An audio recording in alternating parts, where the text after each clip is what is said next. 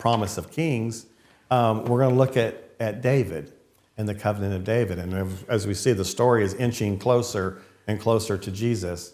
And with David, of course, the promise is a promise of kingship. God is entering into covenant with David, and he's saying, again, we see those I will statements. I'm going to give you a seed. I'm going to make sure that there's someone on your throne. And so the idea of the covenant with David is the promise of kings. And it's interesting because when we get to David and this covenant of kingship, the authority that's going to rule the great nation in the land, you can see that progressive building in the story. What's interesting is the promise of kings goes all the way back to Abraham. We see Abraham promised kings are going to come from Sarah. And we see the promise of kings in the Mosaic covenant and how the kings of Israel were to abide by the statutes and the commandments of the law if they were to be a good king, if they were to not oppress their people. And so we see that with David, the kind of king David is. Of course, in his Psalms, again and again, we see this beautiful relationship that God has with David as before he's king and as king. And we see these characteristics of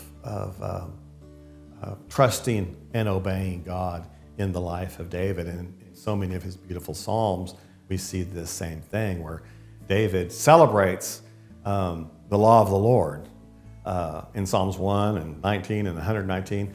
But we also see, like in Psalms 32 and Psalms 51, this deep, repentant, confessional nature where David cries out in his sin for forgiveness.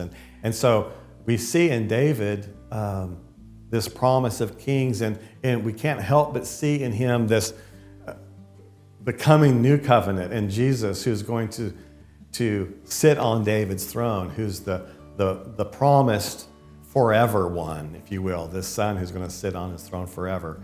And so this is a great lesson in seeing how these covenants of promise are tied in, going from God has made a promise to keep creation, concern and care for creation in Noah, this promise to bless creation through Abraham, this promise that he's going to have a holy nation, and through that holy nation, the nations will see what God's people look like.